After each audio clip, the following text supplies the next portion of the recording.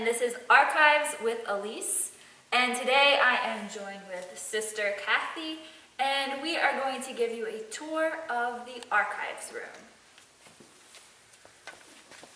This room is temperature controlled and sealed from the outside world to protect our archive items.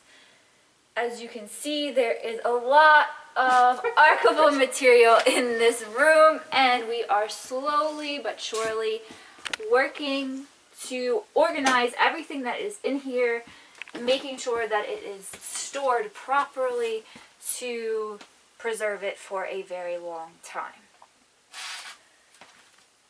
We have a lot of items in this room, and what we mainly use to guide us when preserving is this documents to be preserved in the Entity Archives document, and this comes from the Congregational Directory of Administrators, and it tells us what we should keep and what we should be preserving. And one of the things on here is actually diplomas, and I have two to show you that I pulled. So we do keep diplomas from sisters. And what else is in here? We have a lot of photographs, and we've talked in future episodes about how we are digitizing our photographs and going through them. So we have photographs in books here, photographs in books here, and what we are trying to do is go through them and store them in a way that is better for the photographs. Sometimes with certain photo albums, if they're too sticky, it can ruin the photographs get stuck. So we're trying to store the photographs in a way that's going to keep them longer. And I think a benefit once we get the photographs organized is it's going to free up some space for us in here, as well as we're going to be able to find things a little bit easier.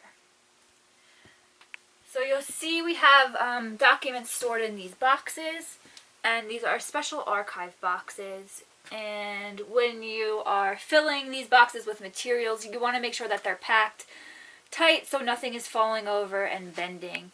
And I know I've talked about in future videos removing anything that could damage the paper. So we have gone through and removed things like staples and paper clips. And we actually have a box over here that we can look through. These are the Chronicles of Maine, and this is something that we do have to preserve based on that document. So inside the box, we have these two items. And Sister Kathy can speak a little bit about the items. Each year, each of our communities are asked to give statistics about their community in what we call the Chronicles. So this has been something that's been collected for quite some time.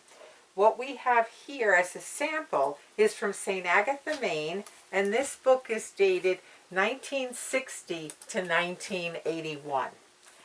So we have here someone who did this work, who printed all of this up, and this particular one is actually written in French. So we have it by date, and it goes on, and then it switches here at this point, which was 1962. It is now written in English. So we have some of these older ones. We also have the more recent ways we've been doing this, which is, on papers that we receive every year, and, people print them or write on them. But all of those things, right from the beginning of our time in the United States, are stored here. So we have chronicles from other communities as well, and up above is the house data. So how many sisters lived in a particular house, all of that is here. Now, some of these you'll see have the sticky notes on them, and that's because as we've gone through this and we've seen certain things, we're trying to keep them together. And really, once we know it's a complete set, we will have labels made that are tight and will go on these boxes. But as we do this process of sorting, we're just temporarily naming them because we might need a second box. We might change the type of box something is in, and we'll move along like that. So another thing that Alyse is working on with us is how we store books. Going back to the Congregational Directory of Administration that lists the documents that need to be preserved in the entity archives, one of them is works of the founders, constitutions and rules of the rule of life, and history of the congregation. We started to do that in this section. And so we have particular information here that involves the rule of life. And then we have different works of St. Louis de Montfort.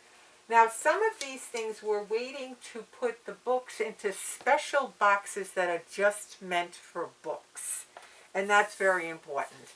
As you move through here, we can see we've had a variety of things that would fit this category of works and history of the congregation that we're just kind of relegating to this area for now. But be assured this is not a finished product. This is a work in progress. And we just wanted you to have the opportunity to see this, and we'll maybe keep you posted as we get this a little bit more organized. But we're beginning with putting things in places where we know we can come out here and say, well, all of this is in this section. Down this aisle a little further, we have information about the schools that our sisters have worked in. Here's an example of a typed label because we completed the section on Montfort Academy in Fredericksburg, Virginia.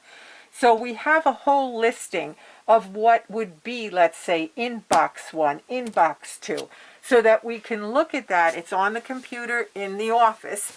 So if we're looking for something and we know, oh, it's in box 3, we can come out and get it.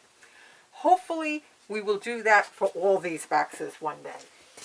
In this section, we have yearbooks, and unfortunately, we don't have every year. These are Our Lady of Wisdom yearbooks. But every once in a while, a former graduate will say, gee, I have a yearbook from my year, 1959. Would you like it? And we say yes, because even if we had 2 of one year, we would still keep it, because perhaps one is better than the other. But we would like to at least have 1 of every year.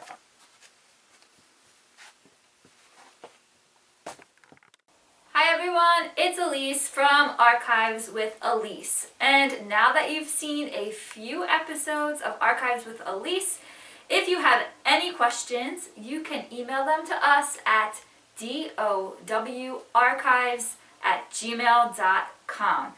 And you may even see your question featured in a future episode of Archives with Alyse.